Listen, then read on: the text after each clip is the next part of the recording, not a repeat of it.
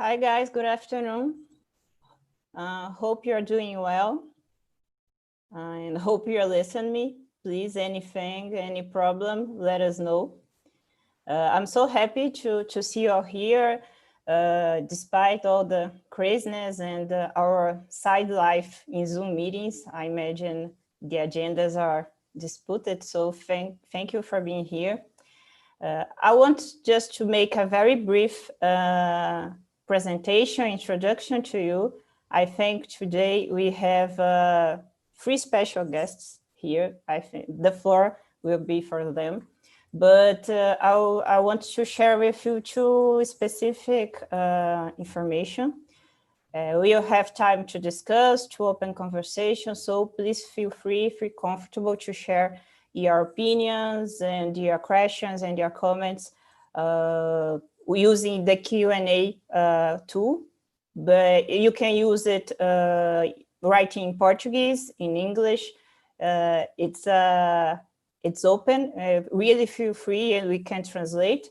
And we also have the option to speak, so you can speak as well during the webinar. So feel free to raise your hand. I will control the order, and then we'll have this nice conversation, hopefully. And thank you, Serena. Thank you, Vitor. Thank you, Clive, for being here and for providing this important moment. At least I think for me, it's a really important moment. We wished to have it in Rio, here in São Paulo, but at least we can make it virtually. And now, being very brief, I will introduce you to our main guest, Serena. She'll present for us a chapter of her book, at least a piece, a very short piece of all his work and all his research. So you have seen the book we showed in the start of this webinar. So this discussion will be one part of her longer trajectory, and it will be related to gender and financial inclusion in considering digital technology, new technologies. Then we have many things to listen from her. Serena, she's a lecturer in social. I have a copy here to describe you, but please feel free as well to add anything. Cleo and Dido, the same. Serena is a lecturer in social legal studies in Brunel Law School. She has experience in other institutions in the UK, previous institutions like King's College London, Kent Law School, and she had worked in the United Nations Development Program. So it's a pleasure to have you here, Serena. And Cleo and Vitor, they are colleagues. We have worked together. Cleo is a researcher at CEPI. She has a master's degree in constitutional law from the University of São Paulo and coordinates several activities, teaching, extension activities regarding law, discrimination, diversity. So thank you, Cleo, for accepting this meeting. And Vitor is a PhD student in human rights at the University of São Paulo. He has also a background in social sciences, and nowadays he lives in Geneva.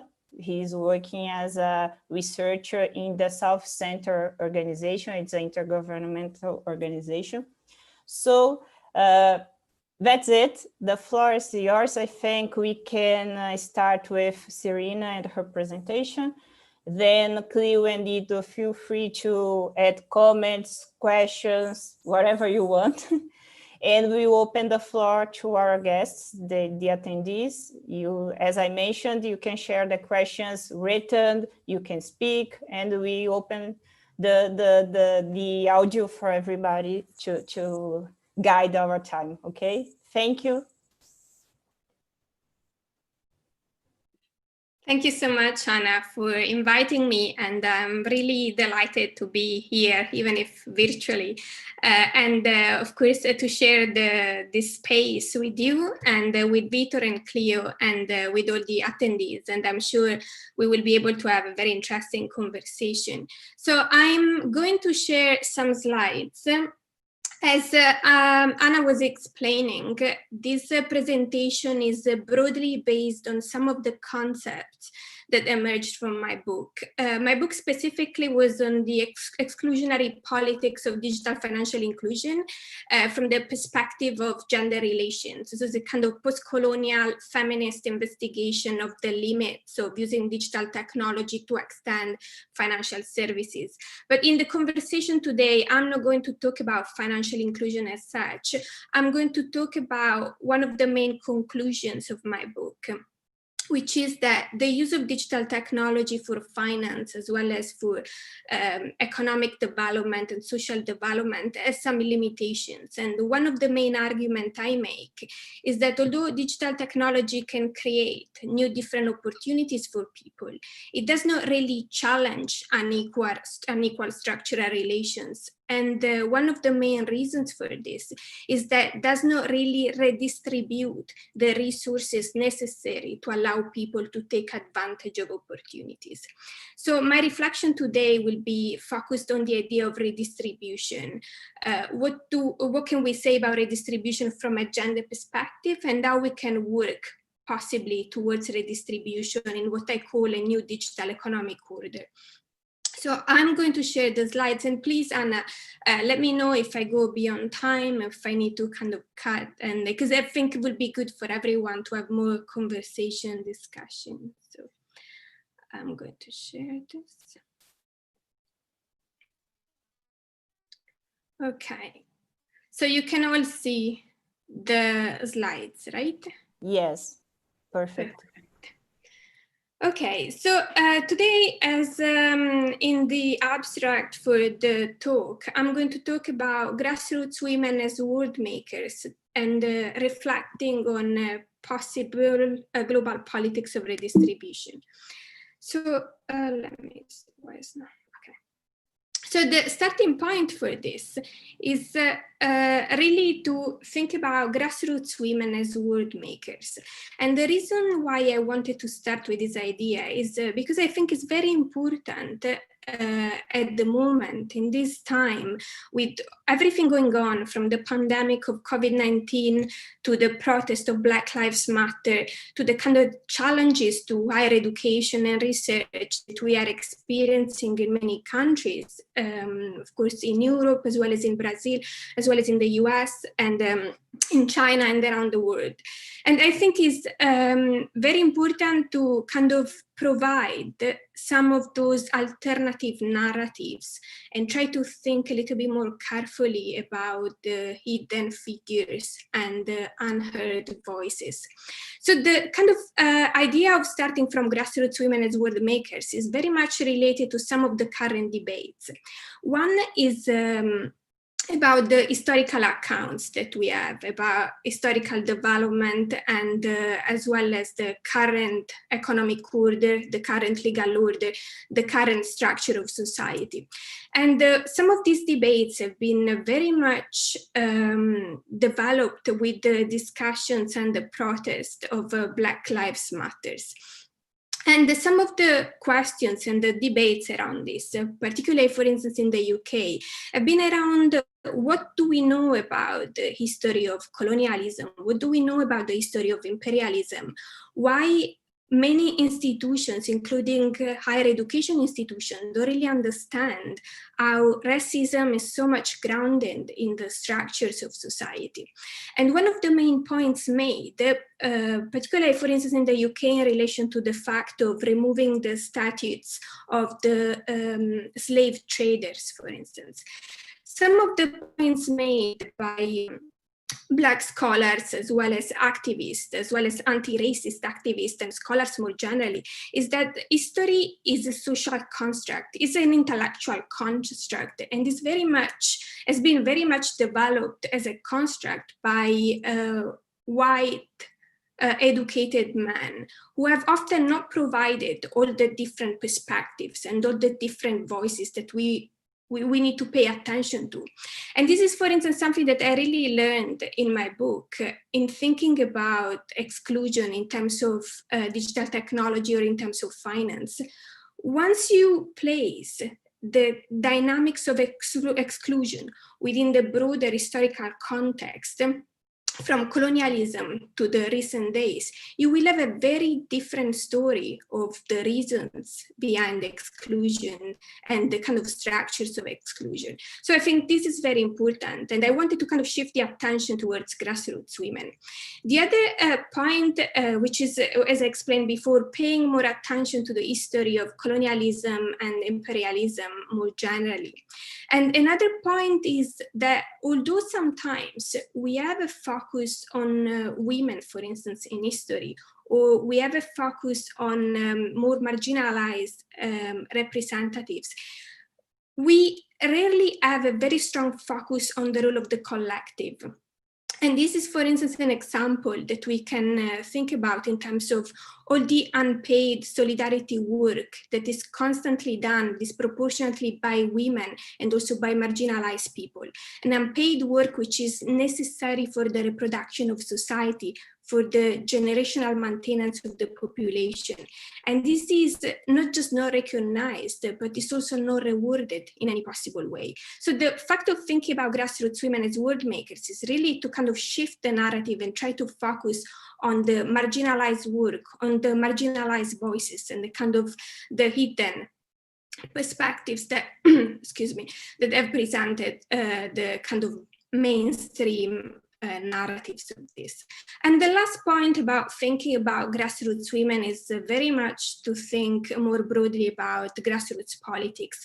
And in the last few years, I think probably since 2016, we have this kind of thinking again, as back in time with the civil rights movement, as well the different revolutionary movements in former colonial countries for independence. We had this kind of a different form of grassroots politics, also via social media, for instance, with the Me Too movement, or having some people really representing the collective.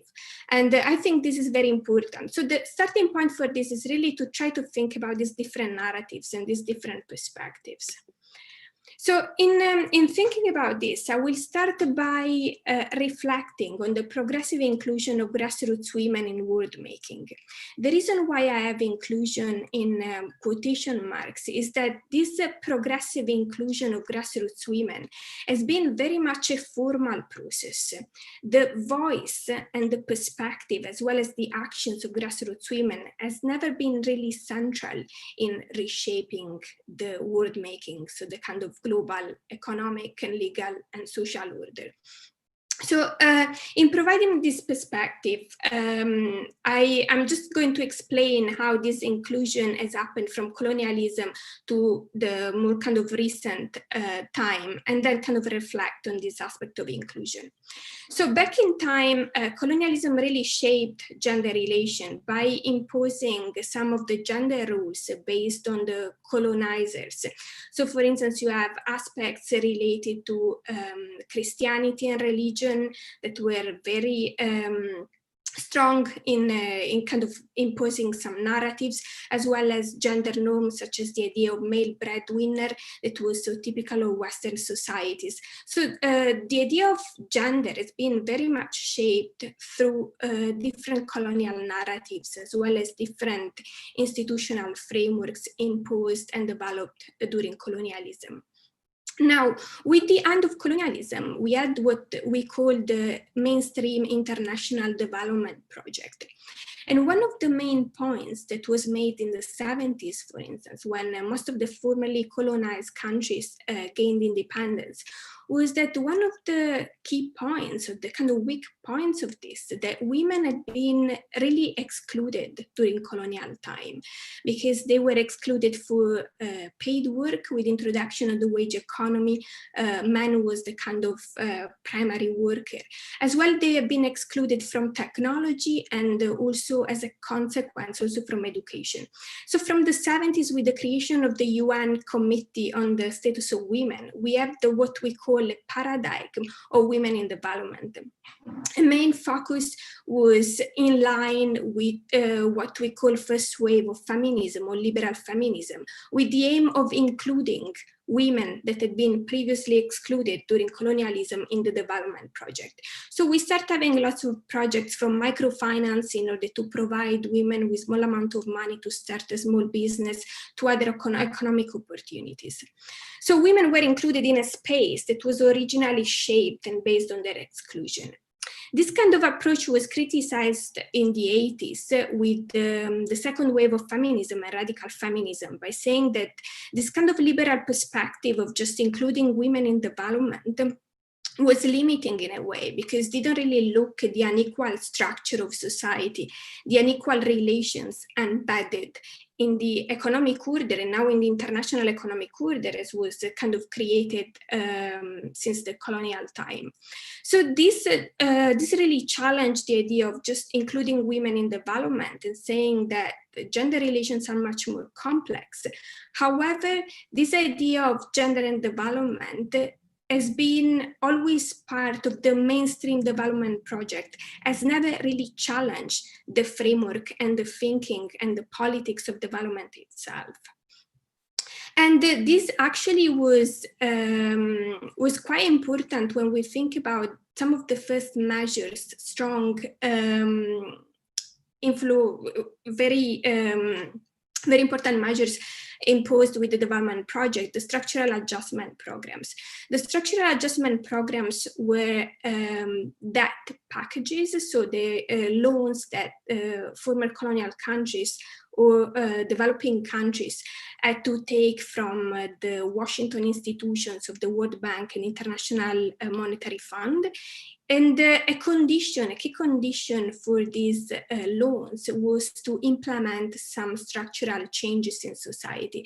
These structural changes have been known as neoliberal policies, and they were mainly based on privatization of social public and social infrastructure, as well as liberalizing the economy, as well as devaluing the currency, as well as adopting some economic policies such as deflationary policies. So the kind of aims of this was to kind of facilitate the international exchange and the creation of a liberal economic order, but was very much in the interest broadly of Western countries, because of course by privatizing infrastructures and limiting the expenses, including wages, this also created a lot of inequality in those countries that had the structural adjustment programs, including many countries in Latin America and Africa. And one of the reasons for this was that, of course, this inequality was driven by the fact of course, not having access to public services, having reduced wages, and this kind of discrimination was also very gendered.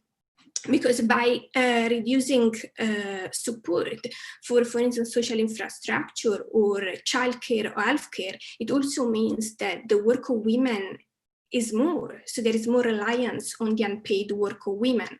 So this kind of started creating a lot of gender inequalities as a consequence of the introduction of the structural adjustments. The structural adjustments were strongly criticized, and one of the outcomes of this criticism was the adoption of the Millennium Development Goals by the UN in 2000. And in fact, we had goal 3 of the Millennium Development Goals. It was actually gender equality. However, one of the key points of the UN Millennium Development Goals is that they are goals. No one is actually accountable for realizing them or for being counterproductive towards the realization of these goals. So although the UN has a series of indicators and measurements, it's very difficult to implement very important social measures, including socioeconomic rights, for instance, when no one is actually accountable for the realization.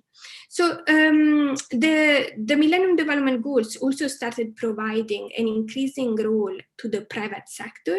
So we have an increasing involvement of the private sector that started with the structural adjustment programs and continued with the Millennium Development Goals. And then in 2006, we also have another relevant turning point, which is the adoption by the World Bank of a new narrative of gender equality, which is known as gender equality as smart economics. And according to this narrative, gender equality is not intrinsically important. So we don't need to pursue gender equality because gender equality is an important value. But gender equality is important just because it's instrumental to economic growth and economic development. And this really shaped the funding and the actions adopted by different international organizations. And then in 2015, we had the adoption of the Sustainable Development Goals that replaced, as you know, the Millennium Development Goals. And again, we have a goal 5 on gender equality. And in the Sustainable Development Goals, the same limitations I explained for the Millennium Development Goals, but also we see this increasing role of digital technology as well. And one of the reasons for this was also the financial crisis of 2007-2008 that created a strong kind of reasoning and support for increasing, for instance, financial inclusion via digital technology. And we had the kind of beginning of all the fintech payment systems that also were adopted, not just for financial inclusion as such, but also for other social and economic projects. So in focusing on this, it's also important to see that this trajectory really represented women as victims at the beginning, so excluded from development and marginalized, then as beneficiaries of the development project in women in development and gender and development paradigms and programs. And then with the adoption of the World Bank, gender equality and smart economics, we have this increasing representation of women as icons of change, according to a paradigm that has been defined by Sylvia Chant as feminization of responsibility and obligation, where it's not development working for women, but are actually women supporting and working for development. So this is also important because this kind of trajectory that I have illustrated also has tended to assume a very homogeneous idea of woman. So kind of assuming that women's experience is all the same. And this assumption was very much based on the experience of Western women and Western feminists. And this has been very limiting when we think about the grassroots women in terms of marginalized women in former colonial countries as well as in other countries, but kind of women at the margins that had a voice that has not been really considered in thinking about world making. And one of the consequences of this has been one that all the kind of important and heterogeneous feminist practices, such as, for instance, painting, poetry, songs, they've been considered as traditions and not as norms. And another consequence is that the kind of self-help work of grassroots women, so the kind of subsistence work that is necessary for society, has been in a way instrumentalized, has not become the center of thinking about an economic structure that will be equal and would support the work of women and redistribute power as well as resources for women. But the kind of solidarity networks, the grassroots, the work of grassroots women has always been considered as a kind of buffer in order to compensate for when political and economic decisions at the national as well as the international level don't work. And something very important that emerged from the work of feminist scholars writing about grassroots feminism is that redistribution of power and resources was a key element that was claimed and also was used in practice by grassroots women. And this idea has not really been considered in economic policies and political decisions more broadly. And as a consequence of this, I think this is very relevant because the kind of, instead of focusing on redistribution throughout this process, we have a strong focus on accumulation instead. And these images, I think they really give a good idea of this. So this is the kind of general map. And I think as critical scholars, we always are conscious in a way in thinking about maps as a kind of a political portrayal, as I was explaining before in terms of history kind of construct. But I think it's important to have this as a starting point. And these other two maps are kind of shaped according to the population and the wealth. As you can say, there is a kind of very strong unequal distribution of wealth that is very much in the hands of the US, quite strongly, as well as other European countries, and does not really match the population. And this really gives a very strong idea about the kind of inequality we are talking about at the global level. But it's also important to say that this inequality does not only go across countries. So we don't really don't just have inequality across countries, but we also have a lot of inequality within countries.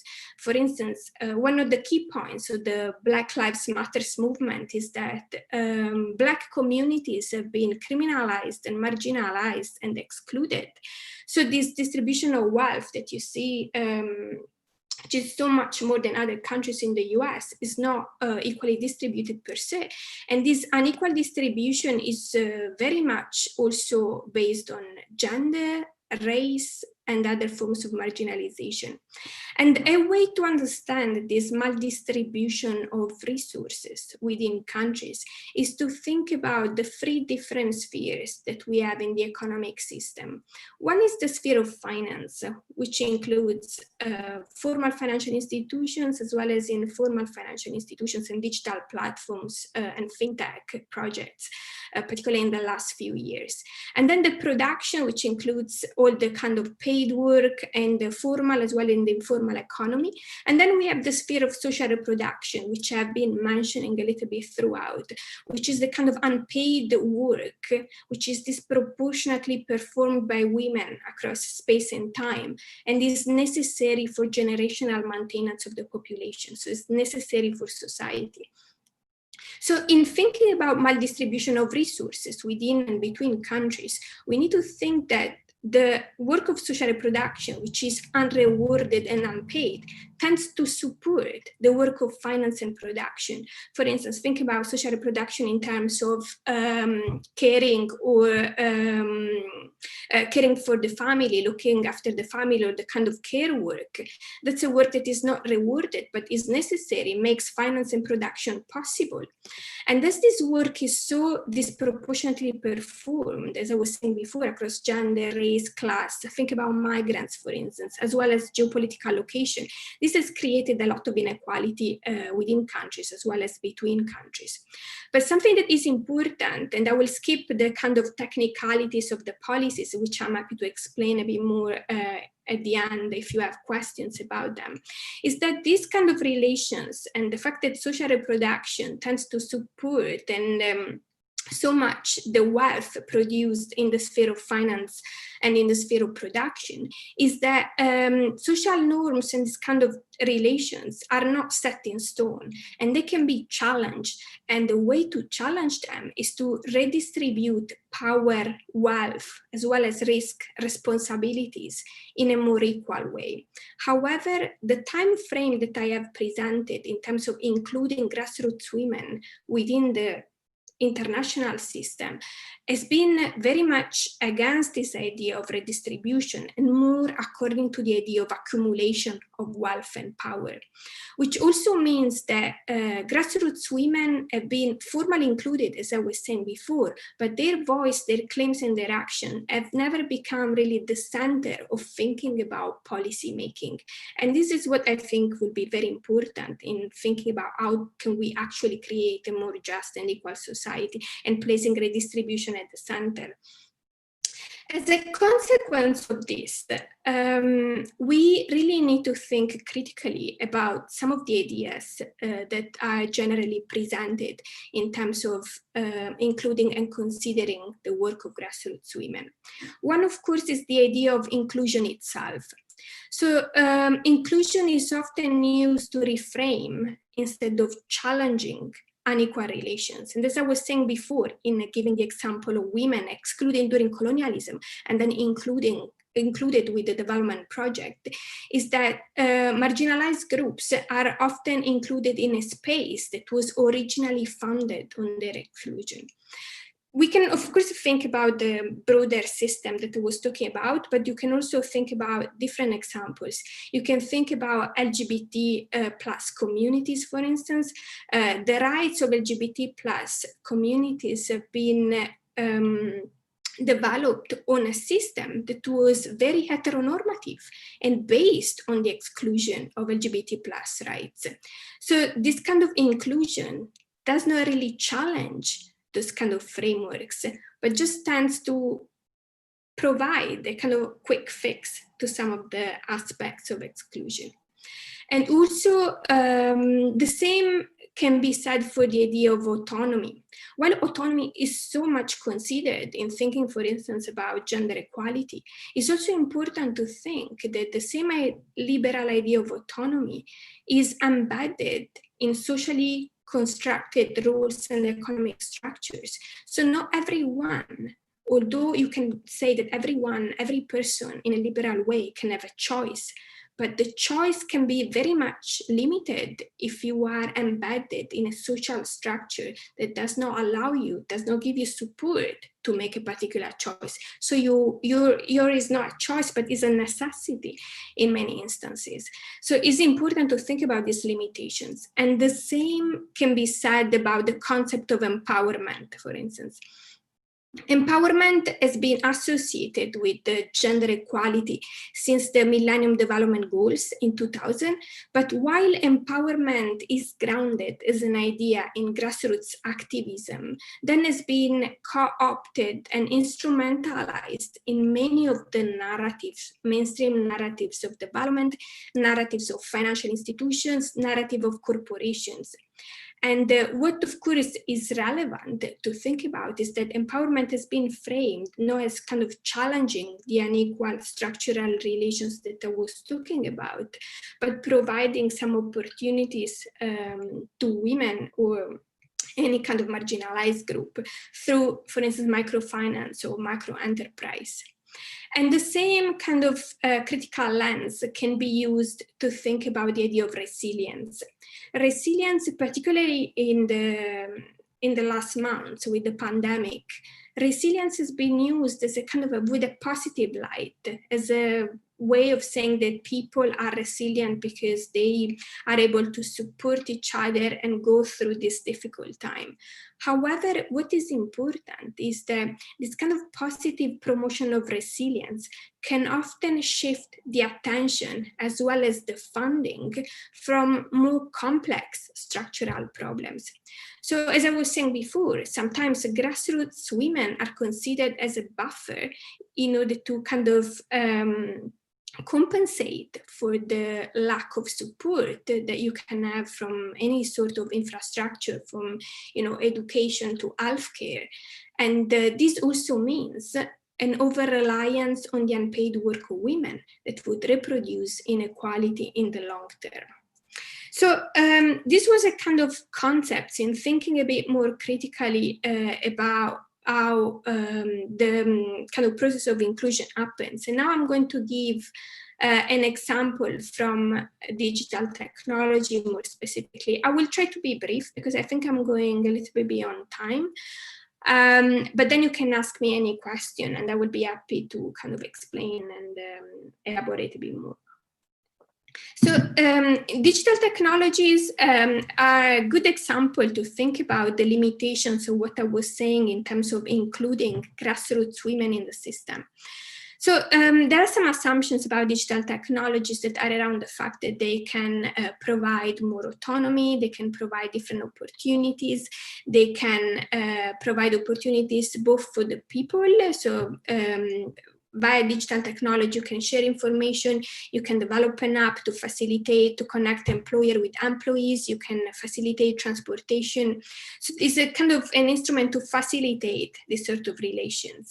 And also, you can use the data in order to kind of contribute in a way to social and economic development.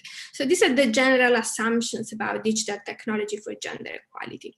And the way in which these assumptions have been framed and promoted are very much according to a logic of inclusion. So some of the examples of the narratives are, for instance, bottom of the pyramid capitalism, by saying that poor women, which I have in brackets, women living in poverty or women at the lower end of the income distribution.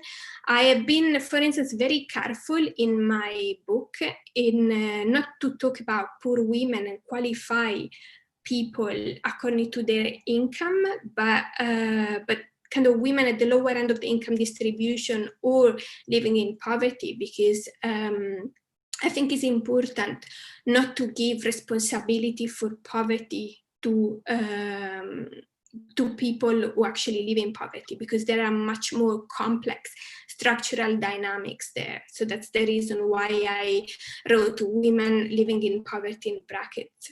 So the bottom of the pyramid capitalism means to kind of create, take advantage of people living in poverty in order to create new products and new market for corporations or for financial institutions, as well as idea of shared values that corporations can have this kind of win-win logic in producing profits as well as contributing to social objectives, or more recent ideas of philanthrocapitalism, such as the idea of similar to the idea of creative capitalism developed by Bill Gates with the Bill and Melinda Gates Foundation, where you create a foundation which does not provide just aid, but supports the private sector in order to develop some projects. And very often these foundations are based on the profits made by people such as Gates in the tech or in the financial industry. So there are different forms of distribution that are created via digital technology. One is the distribution via charity, and it's also called the digital humanitarianism, which can have different forms. It can have the form of using data in order to address humanitarian needs, or can also be through forms of crowdfunding, for instance. What is relevant for this is that by using digital technology in order to create forms of digital humanitarianism, you reproduce some of the logics of aid, where of course the distribution is dependent on the people giving and deciding to giving money.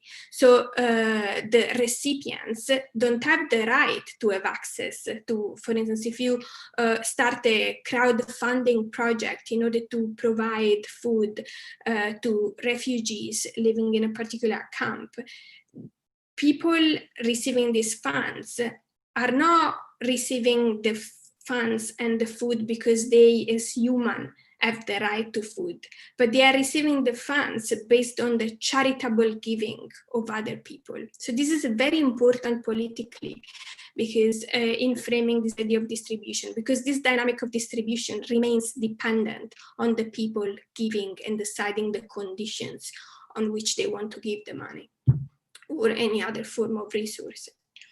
And also other forms of distribution via digital technology, as I was mentioning before, philanthrocapitalism. In philanthrocapitalism, you have a philanthropic foundation that gives money not directly to the cause, so to kind of support refugees in a refugee camp, but they give money to a private sector institution, and the private sector institution will develop a project or something to then support refugees. So you have this kind of intermediary through the private sector. And this kind of distribution can be very controversial, of course, in thinking about who benefits the most, the private sector or the people actually receiving the funds. Another form of distribution via digital technology is the simple idea of entrepreneurship. So digital technology provides new opportunities, and I've seen many even in working with Anna, lots of projects on facilitating this. So facilitating women's access to businesses, or starting a new business, you have different apps that can facilitate this. Also linking, for instance, possible employees who wanted to work on projects with employers, or other apps to provide support or connect people. So this is also relevant because the distribution in this case is still in the hands of the people who can benefit. So if you want to use these kind of apps in order to benefit women, for instance, still women have the responsibility, the increased responsibility to transform these opportunities into improved livelihood or into success. So you are not directly redistributing the resources, you are just providing the opportunity, and then women need to do that step forward. And my key argument here, and then I will try to kind of make some points of conclusion, is that all these forms of distribution facilitated by digital technology are very different from a politics of redistribution that grassroots activists and grassroots groups have been claiming. A politics of redistribution is based on the idea that all people should be unconditionally entitled to a fairer distribution of resources, such as money, such as land, which is of course very important in thinking about the colonial history, information, technology, time, data. And then they also should have the power to influence discourses, agendas, and decisions.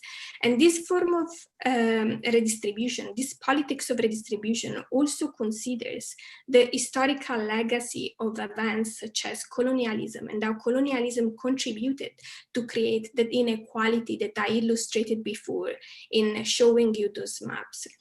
So the first three forms of distribution are very much ahistorical. They don't really consider the history of colonialism. They contextualized because often don't consider the kind of inequality, structural inequality through which they work and in which they work. And they are also often depoliticized in terms of not considering the actual right of people, as I was explaining before, that everyone, for instance, should have the right to have food.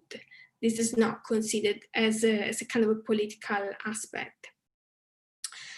Let me go to the solutions so that we can have the discussion after that. So there are different kind of critiques, which I'm happy to explain a little bit more.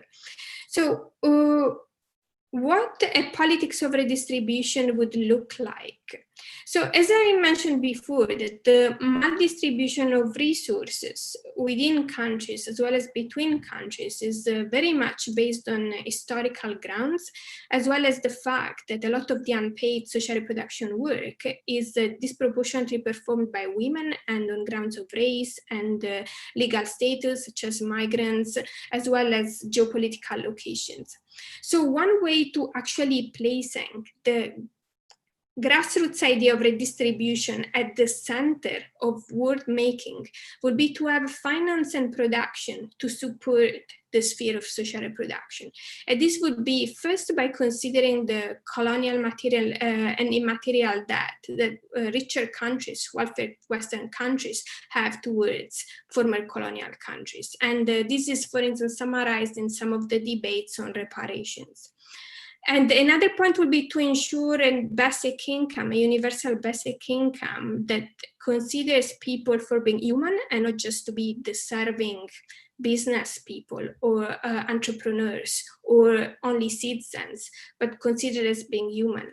And then a strong focus on social infrastructure, such as public healthcare, housing, education, and funded by a redistributive system, such as a redistributive taxation, wage, a system of subsidies that would kind of support the creation of this public social infrastructure.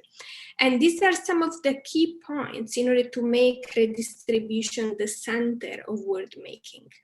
Now, the role of digital technology in this is very much to serve and facilitate these purposes, but not only, because one of the key points about big tech corporations is, of course, the contribution to taxation and using some of the funds instead of being concentrated in the creation of foundations, such as I gave the example of the Bill and Melinda Gates Foundation before, to be used in order to provide public social infrastructure without going through the means of the private sector or financial institutions.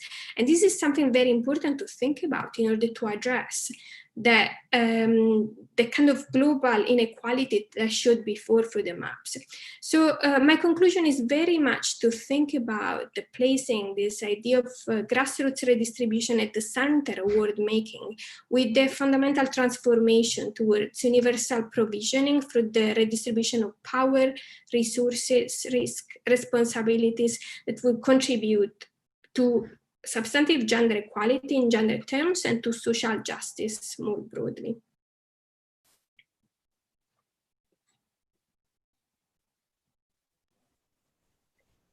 That's it, dear. Yes, did I go a lot beyond time because I didn't have my watch. I'm so sorry. Don't worry. But I'm happy to explain because I did skip a little bit of the critiques of the digital technology. So I'm happy to explain more according to the comments and the questions. That's perfect. And just before Cleo and Lido have the floor, I would like to repeat for you that thank you so much for bringing this discussion. I think you bring a political object that helps us to open the debate for other things. The gender is important, but it also helps us to think about, in a broader way, the complexity of these relations. So thanks a lot. I won't take long more, just for those who arrived later. Welcome. Please use the Q&A tool to share your questions. Can be in Portuguese, can be in English, but we also open the mic so you can speak directly to Cleo, Vitor, and Serena in the third moment. And just another comment, the last one. All the ideas, all the discussions here, they don't represent FGV or CEPI's opinion, just to have this disclaimer. And please, Cleo, the floor is yours. So, hello. Thank you very much for your incredible presentation, Serena. I'm very happy to participate in this debate with Serena and Anna and Vitor, that are two great researchers and also good friends. I would just like to make a comment and one question to start. And one of the things that I like the most in your presentation, Serena, is that you state not only the importance of a radical rethinking of development projects, but also a radical transformation of our social, political, and economic structures. And I think this is very important, and especially thinking about the role of legal institutions in fighting gender inequality and also structural racism, as you mentioned, and social justice more broadly. And that reminds me of Silvio Almeida, a Brazilian law professor, that he has shown that the legal individual case-by-case approach is not sufficient to address this broader and structural issue of racism, and there must be this radical transformation of legal institutions. So I would like to ask first if you think that these structures can be addressed, this transformation can be addressed by the language of law. So you've mentioned a little bit about socio-economic rights, but also international and anti-discrimination law, human rights. And if you could explain a little bit more about your point of view of how the legal system can serve these structural transformations and the politics of redistribution. I don't know if Vitor would like to add something to this question and for you. Should I just answer this question first or take more questions? Feel free. It was my comment. What do you prefer, to have both, to make it independent? I think I will answer to this one, and then let's see, and then we can take Vito's question, and then we can take the other questions together. Because I think it's a very important question, and I think I realized, as I was trained as a legal scholar myself, right? And then I realized how difficult it was. And I was one of those legal scholars, yes, really on social justice, but I didn't really want to engage a lot with economics or the economy, right? But then I soon realized that it's very hard to think about implementation of human rights without considering the broader political economy at the international as well as the national level. And the reason for this is, one, historical, because human rights were developed in order to kind of fix some of the problems introduced, as I was mentioning before, during the colonial time in terms of maldistribution of power and resources. And we can think about extreme examples like slavery, right? Or appropriation of land from indigenous people. I mean, we are talking about violence in many different ways. And human rights as a construct, as a legal construct, has been introduced only later on in order to address some of these issues. But these issues are economic issues. The main interest behind these issues was wealth, to create more wealth. And I think that's why thinking about global inequality as well as national inequality is so important. So I think, and that is important as legal scholars, to engage a little bit more with the political economy in order to kind of think about how to change these structures. Because the strong focus of the international system on political and civil rights is a kind of an easy take, because the civil and political rights are, negative rights. So you need to ensure particular rights. We know that some states don't do even that, but then you don't need that much redistribution of resources to implement civil and political rights as much as you need for socioeconomic rights.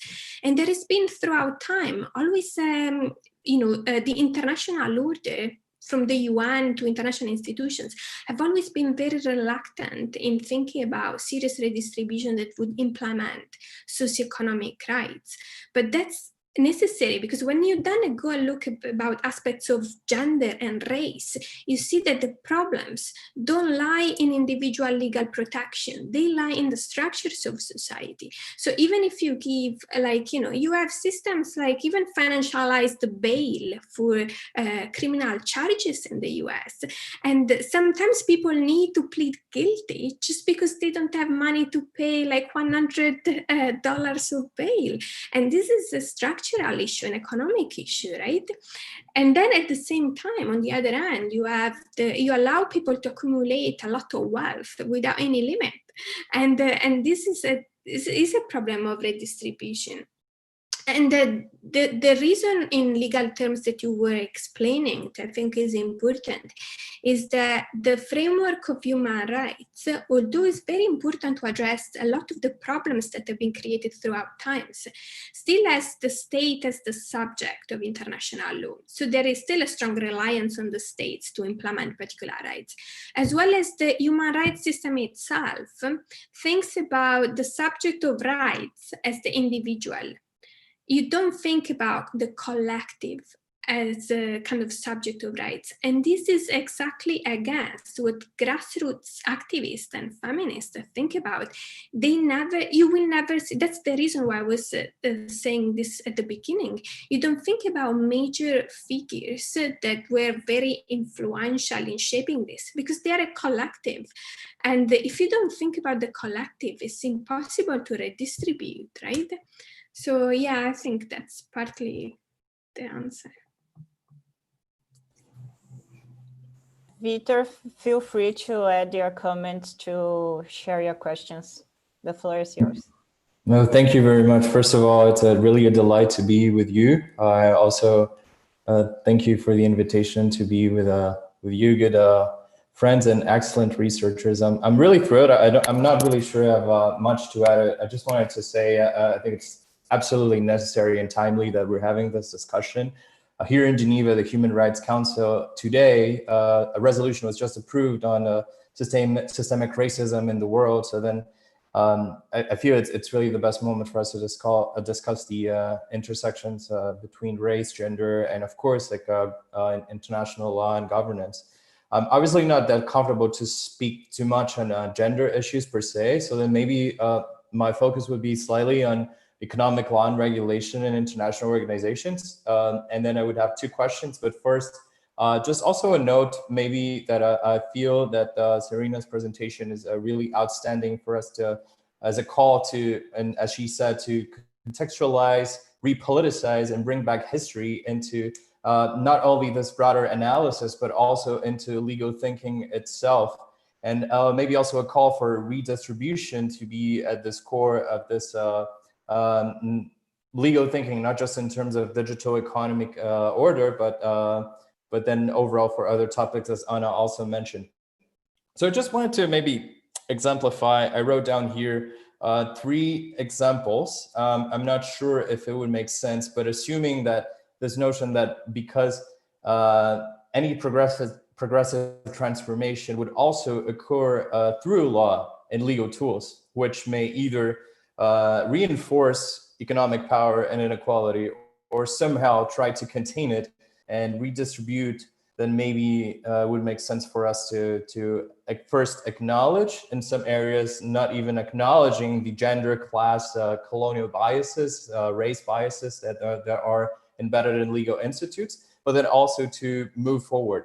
So the 3 examples would be, so just for instance, in internet regulation, people talk a lot about legal liability for now fake news or before for copyright infringements. But Serena made a very good point that if we talk more broadly about accountability and liability of those platforms, maybe we could start discussing also what they mean in terms of their economic influence, the role for democracy, and so forth. I'm not sure how we should do this, but then just trying to give maybe, in my opinion, what would be a concrete manifestation of what you're proposing. Then a second example would be maybe in the field of corporate law. There has been a lot of discussion with the gender lens on the participation of women in boards, which is absolutely crucial. But maybe we also need to discuss a little bit more corporate restructuring, more public law principles and interventions, a little bit less just a corporate social responsibility per se. And in that sense, acknowledging not gender as a formal inclusion or as a principle or goal, as you said, but maybe as more mandatory requirements, even in terms of how these corporate structures reinforce gender inequality, not just for internally the organizations, but in their effects for communities. And then the third example, then more closely to the field I work on, which is intellectual property. There has been more recently a lot of discussion on how the intellectual property system is essentially a male, Western, heterosexual-based system, in the sense that, for instance, now we know that in the 19th century, there have been opinions to, for instance, for inventions by enslaved people not to be treated as inventions and therefore not have patents on it, so that others could appropriate those inventions. And similarly for women. And a more current discussion, and that in which I still work on, is on indigenous peoples and misappropriation of their traditional knowledge. And if we can draw a parallel, which I'm not entirely sure would be perfect, but then we also see how much when indigenous peoples participate in international organizations discussions on the protection of traditional knowledge against, for instance, patents on their knowledge that are benefiting transnational corporations in the global north, what we see is that they still keep criticizing the fact that despite their informal inclusion in international negotiations, it's not only not enough, but it's actually misleading, because it's all at the end under the spectrum of intellectual property system that has been based on that very individualistic and Western foundation. But I just wanted to highlight here, and then it would lead to my 2 questions actually, is that in this field of intellectual property and traditional knowledge of indigenous peoples, you see a lot of creativity and strategic thinking at the grassroots level. So you see many activist campaigns, you see a lot of innovative contracts, you have a lot of really, even for legal thinking purposes, a lot of innovation. And I'm not an expert, but it seems to me that also at the grassroots level, and from your presentation, it seems very clear, there's also a lot for women's, grassroots women's movement and individuals and in different manifestations. So then the question would be, would those really have the potential, it's maybe a follow-up to Cleo's question as well, to transform these international institutions, or should they just move their strategy somewhere else? Maybe for a long time, you were also discussing this, human rights movements have focused a lot on trying to make hard law and creating more binding rules. Is it really the adequate strategy if we want to reshape the system? Should we focus on new institutions? Maybe what are your thoughts on this? And then finally, just a broader question, given the context we're living in, if you would just have any opinion on the linkages between this whole theoretical discussion that we're having and the university practices nowadays. And also I know that you are a person that has been very actively involved in supporting and a lot of students groups and gender LGBTI issues. So then maybe if that's also part of this creation of new words. That's it. And thanks again for the excellent speech. The floor is yours, Fiona. Thank you. So, yeah, I mean, excellent points, Vitor, as always. Very good examples. I think the point on accountability is very important and goes, for the internet law to tag to many other areas. I mean, one of the examples that was giving, right, in terms of the Sustainable Development Goals, for instance, that go across different areas. I mean, you kind of have indicators, right, to measure the impact, but then actually, even like if corporations or institutions, even NGOs say they contribute to goal 5, gender equality, if they go against that goal, there is no accountability at all. And that's very difficult. And this goes a lot for like financial institutions and corporations. And the key point of this is that these actually are framed as goals and not as rights for this reason. And this is very important, right? Because it's not a right, it's just a goal. You can achieve it to, pursue it or not. And I think there is a lot to think about the point on accountability. And I'm gonna make a controversial argument now, because I think it's important. Because you mentioned about corporate social responsibility and corporations. I am totally in agreement, as always, with you on that point. But I think it's a very important point, because there is this strong focus on representation, right? That kind of is the quota argument of having more women in board of big corporations, or kind of representing more corporations. On the one hand is that you always have white middle-class women that not necessarily pursue the kind of grassroots vision, right? So the kind of representation is not necessarily does not necessarily mean change. So that's a key point, right? Because you always have a kind of, as prime minister, any kind of political representatives, not necessarily change. That's the reason why I started with Grassroots Women and those kind of politicians like Alexandria Ocasio-Cortez in the US that really tries to push together the representatives. So I think it's different. Then we don't know what would happen if she would go to power. We'd never know, right? But then that's kind of the logic, the narrative underpinning it, which is very important. But the point I wanted to make, I think is very important in relation to what you said. Things like corporate social responsibility is very similar to what I was talking about, the win-win logic of corporations, right? Let's make profit while contributing to social good. This is the key line of philanthropicapitalism, but this is the key point on philanthropy. Now, with the Black Lives Matter, at the moment, there is this strong debate, and finally people are actually discussing this. The fact that the slave traders who have statutes around the world are celebrated because of their philanthropic gains is very problematic, because the reason why they are so rich is because they made money by exploiting people through slavery. And then they have donated part of those money to kind of, research institutions and other institutions.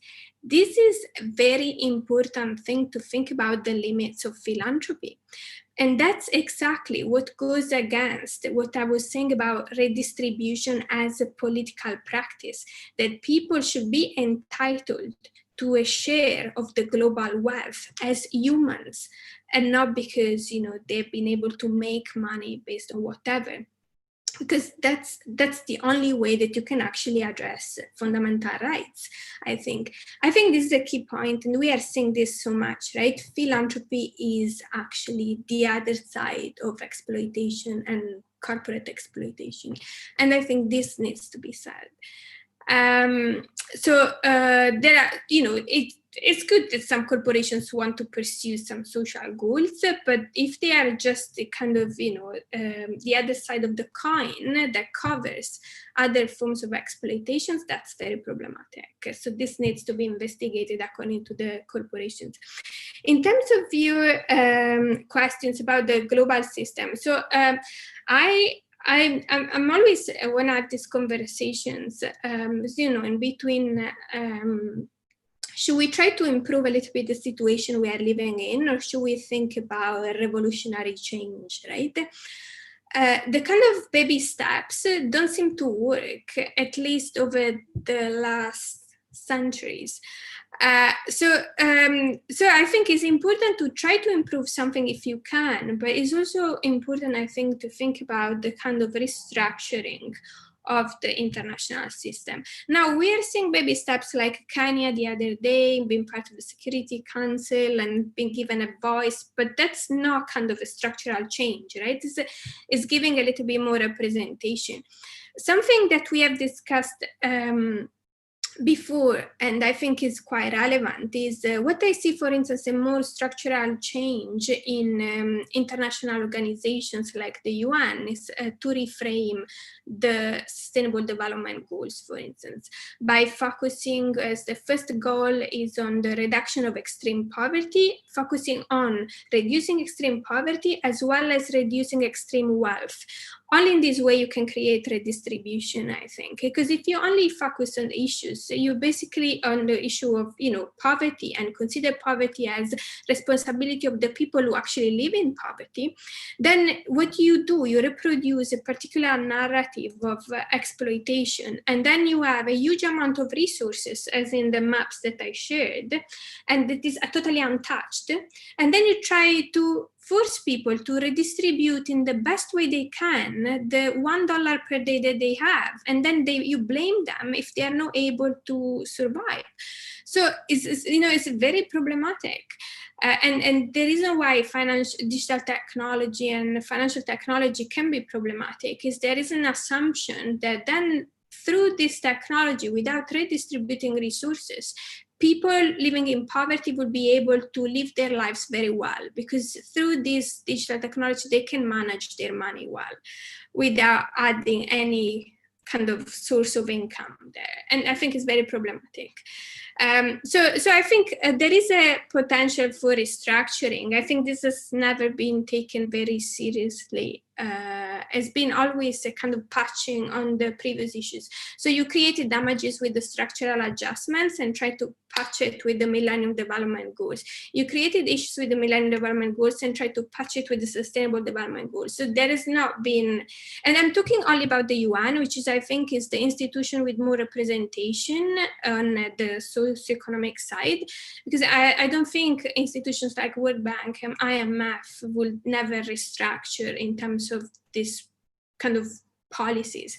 So I think there would be a potential, but it really needs kind of a strong politics to do that. I forgot your second question. What was your second question? And the links between the theory and university practice nowadays. Yeah, so yeah, I mean, there are lots of things that can be said. I think this idea of redistribution applies so well to universities. So there are universities like in Brazil that are public universities, right? And some others are private. But then the fees are not as expensive as countries like the UK and the US. The UK and the US in particular rely a lot on international students, for instance, right? And the main source of funding for universities are also international students, which is also kind of limiting because it means that our research really depends on students besides, their wonderful contribution. But then you have a lot of, there is a lot of things that can be thought through in this. For instance, I give you the example of early career researchers like PhD students, right?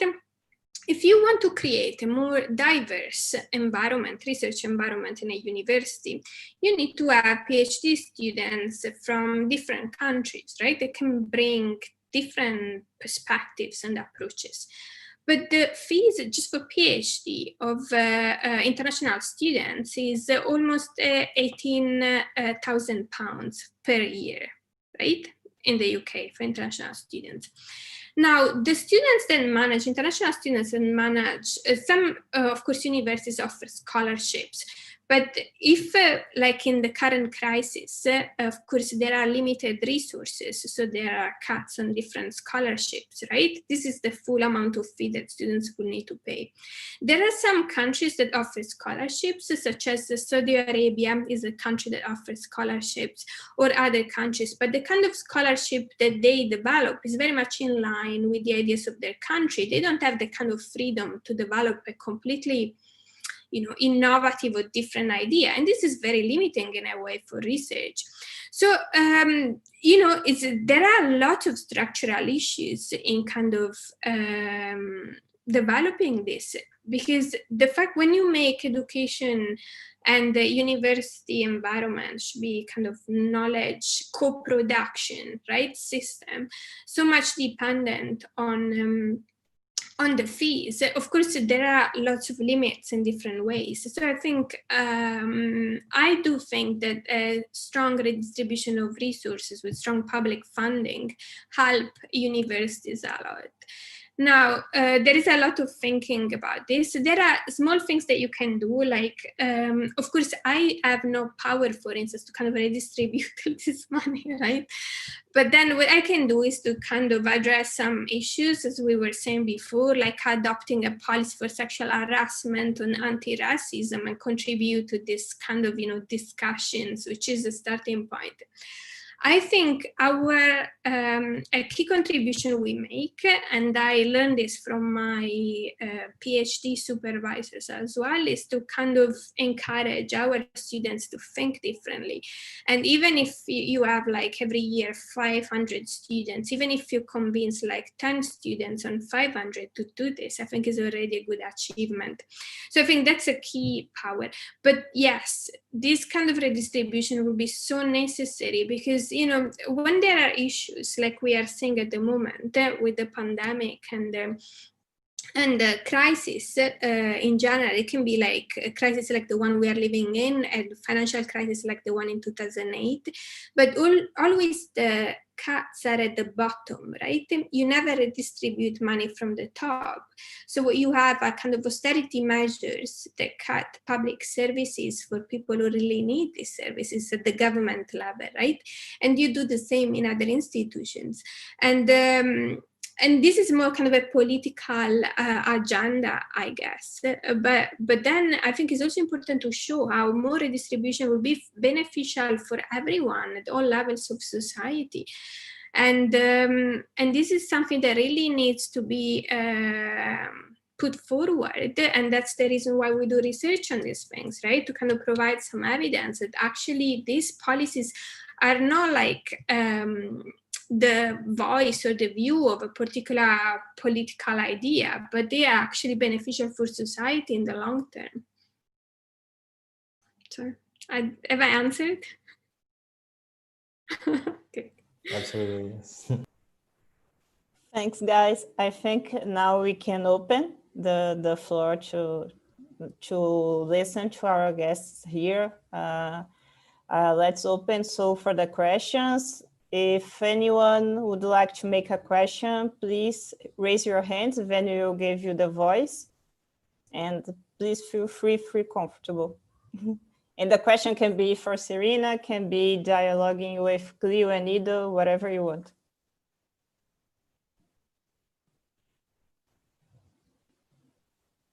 While I wait, if anyone wants to ask something, I'm using my comfortable place of moderator to share 2 points. One is a question, and the other one, it's just an idea that you can discuss as well. When the comments that when Victor mentioned that he wouldn't address the gender issues, but he would explore the other elements, it brought me the thinking that in some point, you're right, the voice should be with women. But I think more and more we need to have men as well in this kind of debate. So it's wonderful to have you here, and your contribution were great. Also addressing gender issues, problematizing this issue. So I think we need to have more multisectoral diversity of gender, of people from different places, from different areas. I think it could make the debate even richer. So it was my point, but you can discuss or not. And the other one has to do with Serena, your point about the digital technologies and digital platforms. In some sense, it made me think that they also reproduce bias beyond the instrumental framework of including women or women engagement. They reproduce the whole of women's society as well. They reproduce other standards, other narratives. Sometimes it struggles me how we can think about these digital platforms, these programs, because I see them very connected. Public policies, digital initiatives, and sometimes communities initiatives somehow working together. So I don't know if it made sense, but that's it.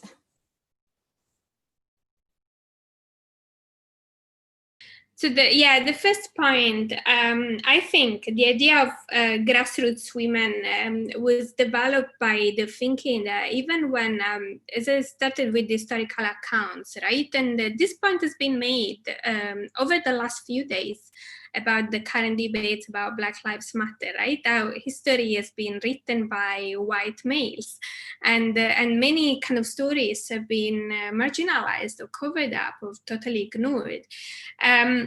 The idea of focusing on grassroots women as world makers is actually also a counter narrative in terms of a lot of the post-colonial leaders, radical post-colonial leaders who kind of gave voice to independence of former colonial countries, who have been extremely important in thinking about the kind of the critique of the economic order and the general legal order and society more generally.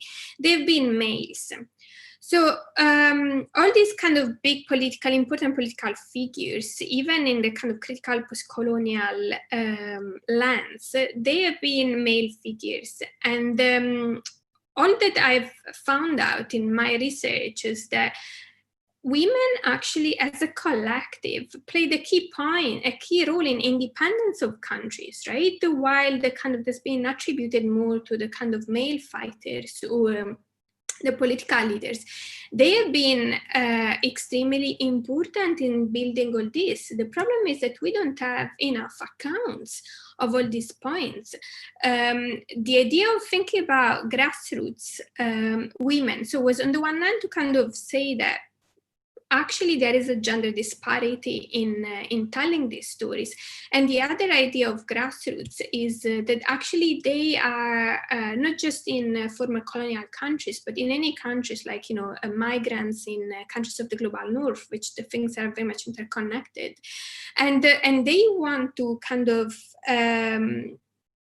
build a policy that policies or politics more broadly, that brings the voice of people who have everyday struggles and needs. And then there was the idea, but of course everyone needs to be involved in the debates. Now, that was the only reason why I framed it as Grassroots Women, because I thought they were totally excluded. And we always have, history itself is very masculine. And I wanted to give this voice, but of course, gender is even much more complex than the dichotomy of male and female, because gender are structures, are norms, are narratives, and the goes. You cannot even separate gender structures from aspects of race and class and religion and other structures. So it's very important. The only reason why I framed it as women, and I usually talk about gender more generally, it's kind of a social relation, was really this reason, because even the very great books that I have read over the last few months on kind of post-colonial struggles in the new international economic order always have strong male figures. And I always ask myself, where are all the women who have been fighting so much to get independence? So there was I wanted to kind of give that space so strongly. The aspect of technology, yes, I think technology is very complex, right? Because technology can be looked at from many different perspectives. So you have, of course, the digital platforms that I focus more in my work, which is very different from other aspects of technology. And technology can be even an artifact, a construct, right? So it's a very kind of broad way, but I think I'm really liking the work of, for instance, of Rua Benjamin on race after technology, and it's kind of critical work on thinking about how technology is embedded in inequality, which is very similar to my point on inclusion in a way, that even if technology is becoming more and more inclusive, right, just open to everyone, more accessible to everyone, is actually embedded in many different inequalities, and I think is a very important kind of cosmetic appearance with the kind of structural issues. But it's also true that it's important to give space to alternative uses of this, and I think that's one of my points about placing grassroots thinking at the center of policy making, because my point is that this kind of alternative way, so even using technology, have been relegated to the margins, right? So just say you can do whatever you want, just look after yourself, right? We are not going to support or give you resources. So all my points is that kind of thinking needs to be placed at the center, because it's nice. I feel I've been always working at the margins, right? And it's a kind of a comfortable, because when you get so against everything, it's a kind of comfortable place in a way. But then unless you kind of change this narrative, you will keep relying on the creativity of the people you are marginalizing for looking after themselves by saying they do have the instruments. So this kind of shift of responsibility, I think, tends to perpetuate inequality in a way. Perfect, and thank you. Cleo, Vitor, would you like to add anything? Yes, I would just like to add about your point of inclusion. Paulo Freire, it's an important Brazilian educator, and I think he has a similar point of view, and thinking about the role of university and what you said about that. He said that oppressed groups have always been included, but they were part of a structure that transformed them into beings for another. So the solution is to transform the structures so they can become beings for themselves. So being for themselves. So I think you said that it's not about giving the opportunity to be included in spaces that others have created for us, for them, or for the marginalized groups. And thinking about the redistribution in university, we are also debating a lot, starting to debate in law schools, also the importance of changing methodologies, because we have this male dominant and also Western dominant, I think, way of producing knowledge and talking about knowledge that doesn't that doesn't bring the importance also of about the body and poetry and music, and as you said, that it's a lot about, have a lot of in common about the language of grassroots women. And I was thinking about these structural change that are also symbolic, not only redistribution, but also bringing those different grassroots women and also different literatures to the university. And what I would like to ask is how you, in your research, you in your methodology, how intersectionality and also putting the voices of these grassroots women in the center of your research, how did you do that? And what would you recommend for researchers that are also using empirical methods and the critical lens? I think that would be really nice to hear from you. I think you could give us a lot of insights in that subject.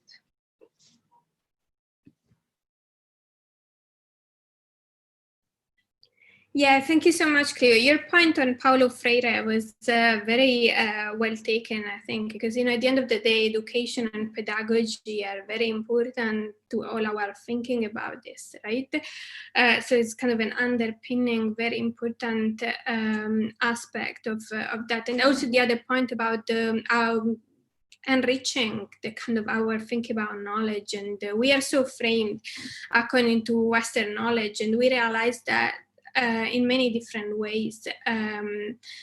Even in doing field work, there was this aspect where I realized the Western kind of frameworks was about the consent form for the focus groups I was interviewing. The women I was interviewing told me, we are not going to sign this. The fact that we are here is already consent, right? So it gives you like the different kind of procedures of research that our Western universities in particular are so framed around these bureaucracies of ethics committee and ethics forum and consent around, you know, making sure. But actually, you don't protect participants only via consent form. There are many other different levels of voice and protection. And I think they're totally ignored in the procedures. And that was a big thing for me, because it was like, we are here, that's our consent. Why should we sign any of this, right? It's just to say, which I was even embarrassed, right? In fact, I've never kind of asked again. But yeah, so that's important. I think redistribution is also related to that in terms of redistribution of power. The fact that Western constructs have so much power and they frame the way in which we understand knowledge, which is a very Foucauldian framework of understanding this, is that the kind of the relation between power and knowledge. Once you kind of redistribute this power, you can probably also have a different approach to this knowledge. And, you know, it's very difficult, as I was saying before, because there are lots of structural barriers, from money to other kind of barriers. Even if you think about journals, academic journals, and kind of standards of publications and other things, they have a very kind of Western understanding of knowledge production and what a journal article should look like, right? So alternative ways of producing knowledge, they are not just not accepted according to the indicators of a good academic research, but early career scholars can never do that, because you need to produce a certain amount of outputs in your career. So you cannot even say, I'm gonna try to make an alternative production of knowledge, which is not recognized, because then you can lose your job. And you know, all these contradictions are actually that sometimes you really don't, as I was saying before, in relation to autonomy, in terms of choice, sometimes you would like to, but you don't have a choice, because the alternative would be to not to be able to pay the rent, so, and you know, losing the job. So I think there are different kind of layers to this. In terms of my research, we have discussed this with Anna and with you also before. I've learned also, I think, thanks to the wonderful people I've met throughout my academic journey, to use different methods, different forms of knowledge as well. So in terms of methodology, I define myself as a socio-legal scholar. So because I'm interested in the kind of legal structures, institutions, institutional arrangements, but particularly to how they interact with the socioeconomic relations and act within kind of social structures and the social implications as well that they have. So I define myself as a socio-legal scholar for that reason, but then I really use a broad variety of methods, from empirical research, particularly qualitative research. I don't do many quantitative research in terms of survey. I tend to do a bit more qualitative research in an empirical way. And then mixing different kind of forms of knowledge, from feminist literature to post-colonial literature to law and development or international law. I think it's been important for me in linking and bridging all these different methodologies to kind of position myself, not in a particular subject, but in a particular discourse and debate.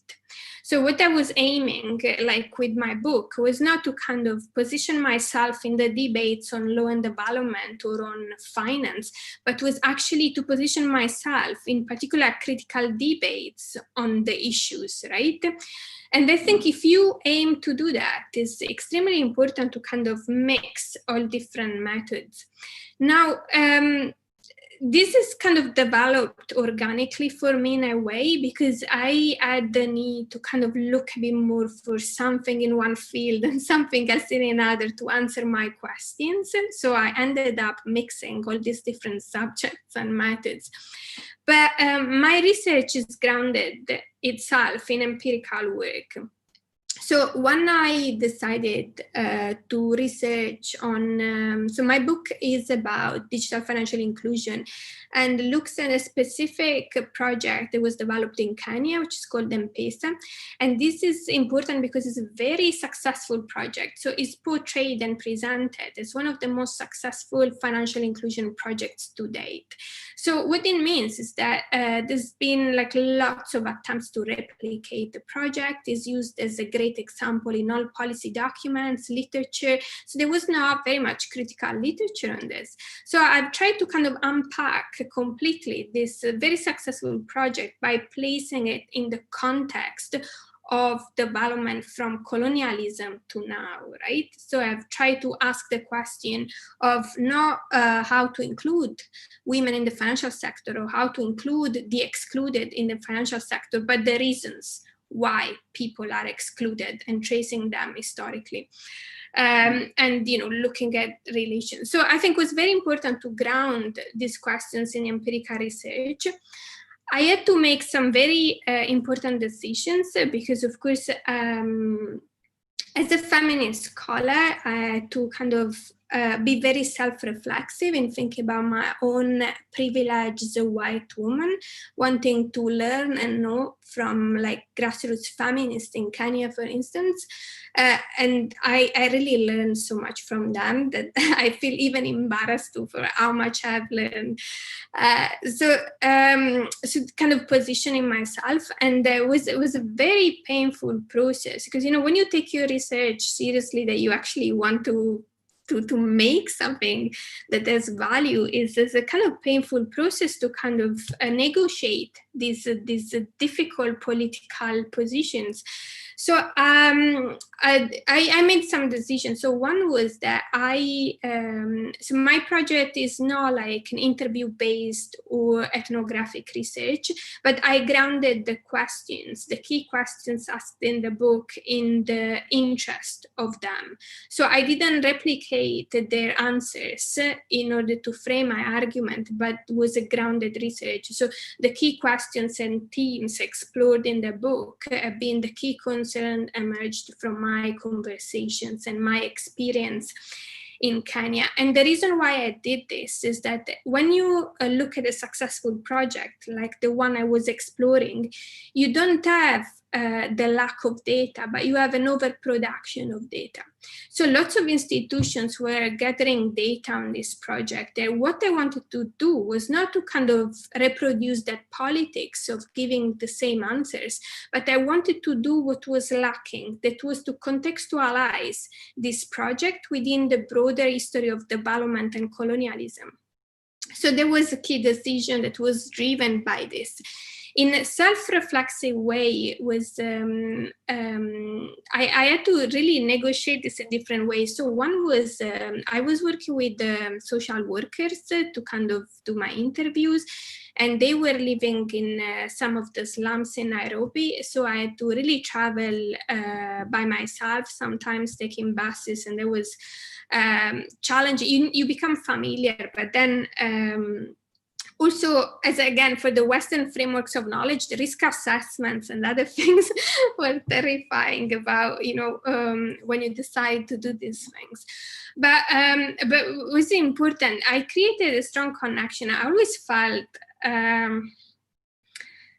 the kind of difficult positioning of this. We managed, I mentioned this to you before, we managed to kind of relate on some common vulnerabilities. So at some point with the discussions, while at the beginning they were kind of looking at me as, a Western researcher or whatever, with the kind of conversations, this was one of the reasons why I decided to do focus groups, like long-term focus groups instead of just interviews.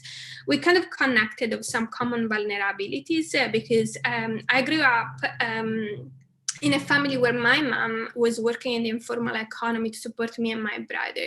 So I could see in some of these women, some of the struggles that my mom was going through as I was growing up in the 90s. And I think we kind of connected of these vulnerabilities. There was always the power relation, of the race aspect and the education aspect that was important. But I think was also important to kind of connect on these points, and then gave a lot of interesting connections. But I'm so grateful. I mean, as I said, I learned so much, but apart from that, I think I also learned so much, not just from the conversations, but from the literature I could have access to in libraries in Kenya that you don't have access in Western universities. I think methodologically, that was a very important aspect, because I could actually discover that many of the current critiques developed in the West, they've been kind of claimed years and years ago by Kenyan feminists. So I had to kind of cite them instead of citing, the kind of Western version of those critiques. So there was a key point. And in fact, if you look at the references of my book, I have made a point to use as much as possible literature from the global South and for women. I think the percentage of white males in my references and citations is less than 1%. Because I just was a kind of methodological stand for me to do that. Guys, it's really perfect. I would keep listening you for more 2-3 hours, but I know we have time struggles here. So I would like to invite you to share your final comments, to react to any question and any aspect we have discussed here since we started. And that's it from my side. I'm really happy to have you here, to have this wonderful conversation. And the floor is yours to add any comment, to share anything you want, please. I think I really covered everything. I think I've also, I took so much. I would like for Cleo and Vitor to share some final comments. As you know, I feel like I overtook.